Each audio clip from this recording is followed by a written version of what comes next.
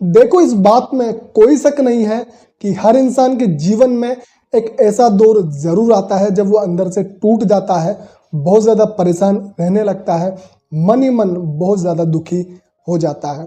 अब यहाँ पर सबके अलग अलग और बहुत सारे कारण हो सकते हैं, जैसे किसी के पढ़ाई में कम नंबर आना, घर का माहौल ठीक नहीं होना, नौकरी न लगना, किसी काम में अनसक्सेस हो जाना, ब्रेकअप हो जाना, स्वास्थ्य का ठीक नहीं रहना, पैसे की कमी, इसके अलावा और भी बहुत सारे कारण हो सकते हैं। अब यहाँ सारा खेल हमारे माइंडसेट का है कि हम समस्याओं को किस तरह डील करते हैं, किस तरह हैंडल करते हैं। एक ऑप्शन तो यह है कि हम समस्याओं से डर कर रुक जाएं, थम जाएं, बैठ जाएं और अपनी जिम्मेदारियों से भाग जाएं। और एक ऑप्शन यह है कि समस्याओं का डट कर मुकाबला किया जाए, बिल्कुल संघर्ष करने के लिए हम तैयार हो जाए। जीत और हार बात की बात है, लेकिन हमारे अंदर ये नहीं होना चाहिए कि हमने मुकाबला नहीं किया, संघर्ष नहीं किया, सामना नहीं किया। हम डर कर, रुक कर, थम कर नहीं बैठ सकते। अब यहाँ पर चुनाव हमारा है, क्योंकि जीवन हमारा है, चॉइस हमारी है। अब देखो, मैंने तो समस्याओं से जमकर मुकाबला करने की ठानी है और कर रहा हूँ, शारीरिक रूप में भी और मानसिक रूप में भी।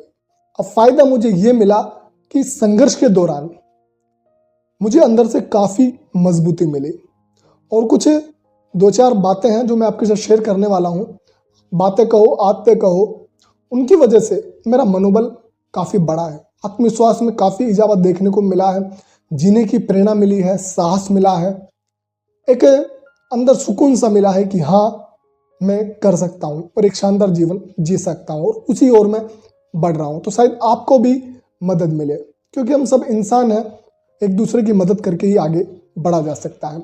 नंबर 1 में बात करूंगा कि मैंने अपने अतीत को, अपने पास्ट को काफ़ी संघर्ष करके, मेहनत करके जितना हो सके भुला दिया, छोड़ दिया। चाहे पास्ट में मुझे सुख मिला, दुख मिला, तकलीफें मिले, किसी ने साथ दिया, नहीं दिया, सबको मैंने एक लेवल पर भुला दिया, छोड़ा दिया, क्योंकि मुझे एहसास हो गया था कि मैं पास्ट की यादों की वजह से, अतीत के विचारों की वजह से, चाहे वो अच्छी थी, बुरी थी, जिन लोगों की वजह से, कहीं ना कहीं आज के जो मेरे प्रेजेंट टाइम है, जो वर्तमान की जो जीवन ऊर्जा है, जीवन शक्ति है, जो मेरा इम्पोर्टेंट समय है, वो कहीं ना कहीं खराब हो रहा है।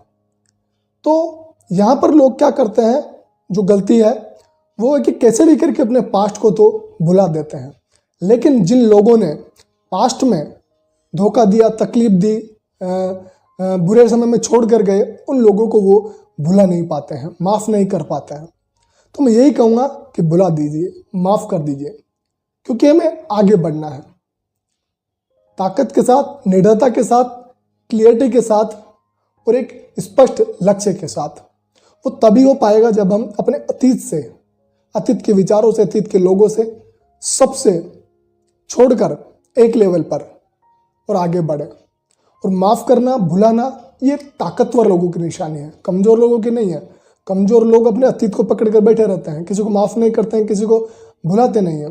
लेकिन आपको ताकतवर बनना है, आगे बढ़ना है, जीवन में संघर्ष करना है, अपने सही लक्ष्य को पाना है, तो हमें आगे बढ़ना ही होगा, अपने अतीत को छोड़ना ही होगा। डेफिनेटली आपको बहुत हेल्प मिलेगी, अतीत को छोड़कर देखिए। नंबर 2 में बात करूँगा कि उम्मीद खुद से रखिए, दूसरों से नहीं, क्योंकि दूसरों से उम्मीद आपको अपने अंदर से तोड़ेगी और खुद से उम्मीद आपको अपने आप से जोड़ेगी। अब आपको टूटना है या अपने आप से जुड़ना है, ये चुनाव हमेशा आपका ही है और आपका ही रहेगा। नंबर 3 मैं बात करूँगा कि ये बात अपने दिमाग में बिल्कुल फिट कर लीजिए, बैठा लीजिए कि यहाँ कुछ भी स्थायी नहीं है, सब कुछ हर पल बदल रहा है। Nothing is permanent, everything is temporary. ना हमारा दुख टिकने वाला है, ना हमारा सुख टिकने वाला है। बिल्कुल समभाव में स्थित हो जाइए, ना सुख में उछलिए, ना दुख में रोइए।